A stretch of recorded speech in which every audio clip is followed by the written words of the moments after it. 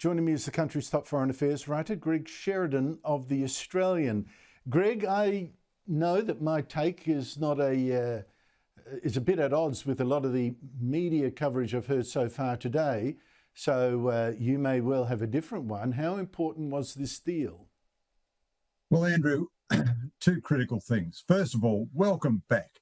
Don't ever get sick again. The nation really struggles without you. So just look after yourself from now on. Greg. And secondly, I don't want to embarrass you on your first day back, but I have to say, I completely agree with your analysis in your opening editorial. So like you, I try to evaluate Trump on what he does more than what he says. And he does some good things, and he says some good things, and he does some shocking things, and he says many things that just bear no relation to reality.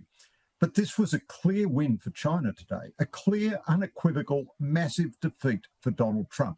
So Trump around Asia is flattering everybody. Trump seems to think the only methods of human intercourse are to flatter or to be flattered. And when he thinks he's stronger than you, he demands that you flatter him and make ridiculous nominations of him for the Nobel Peace Prize. But it's a fair question you ask, what did China get in this deal? But here's another way of looking at it. China has been allowed not to change its behaviour in any respect. Nothing in the military harassment of Japan, nothing in the military harassment of the South China Sea, nothing in its unfair trade practices, nothing in its intimidation of Taiwan or indeed of Australia, nothing in its cyber attacks. Now, it's promised before that it's going to stop fentanyl going to the United States. It promised in the first Trump term to buy soybeans and bought none of them. You know, it went nowhere near, promised to buy $200 billion extra of US goods, and nothing came of it. So a lot of Trump's agreements amount, in fact, to nothing.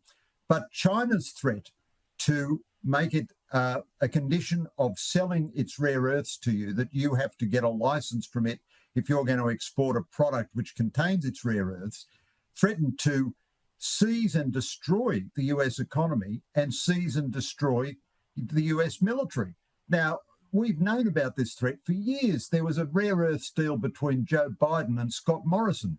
The bottom line is the West won't do anything about it because it costs a huge amount of money.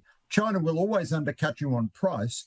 The defence demand for rare earths is a tiny speck of the total demand.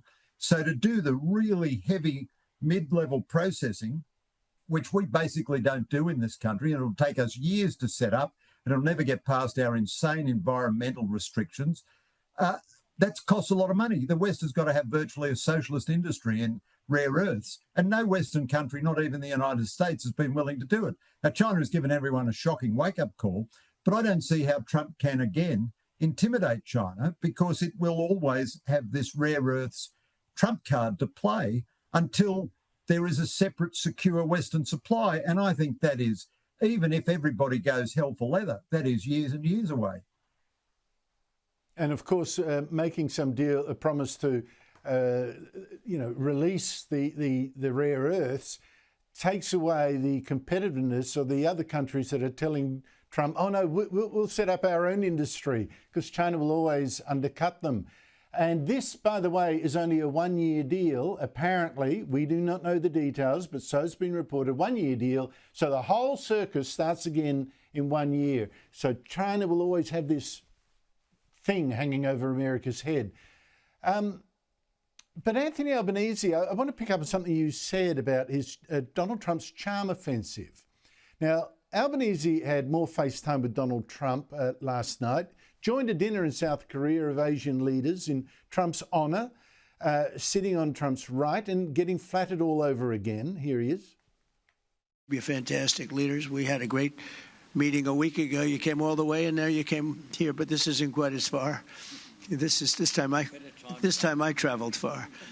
But you've done a fantastic job, and we're working together on rare earths, but we're working on a lot of things together, and it's all working out very well. That's very interesting and nice for Anthony Albanese. Very interesting too that it's all mic'd up so that people could hear it. This is done for display. It seems to me, Greg, as you suggested, that Trump is doing the opposite of what it's done to European leaders. European leaders get scolded by him. Asian and Pacific leaders get flattered. Very interesting contrast. Like it's trying to be nice to China's neighbours in case they go to China.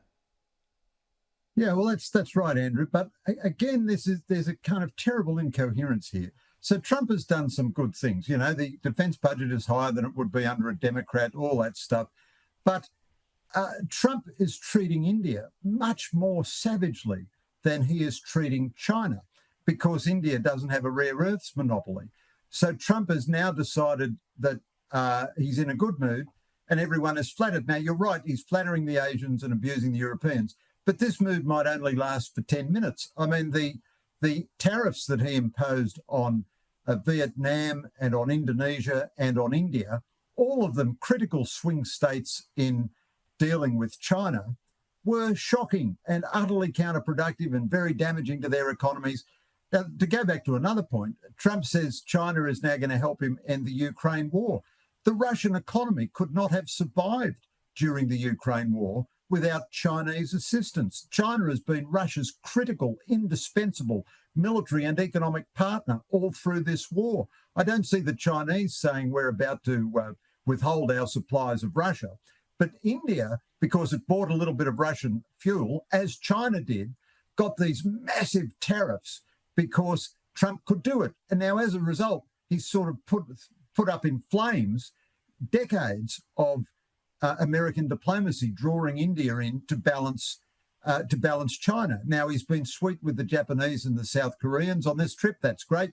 So he's been sweet with Albo. That's great. The Australian Prime Minister deserves credit for at least not mucking things up. Everybody knows now that you just have to engage in insane flattery of Trump to get ahead. The poor old Japanese Prime Minister had to nominate him again for the Nobel Peace Prize. Now, as I say, Trump does some good and some bad, but this is really a bad day for the West, and it ought to be a wake-up call to us. We need our own defence capability, our own rare earth supply, our own resilient economy. Greg Sheridan, you also remind me of something. Coming out of this meeting, we did not hear what Trump suggested last week, I think it was, that China would stop now buying Russian oil. That is not coming out of this meeting. No confirmation of that at all. Greg Sheridan, thank you so much for your time.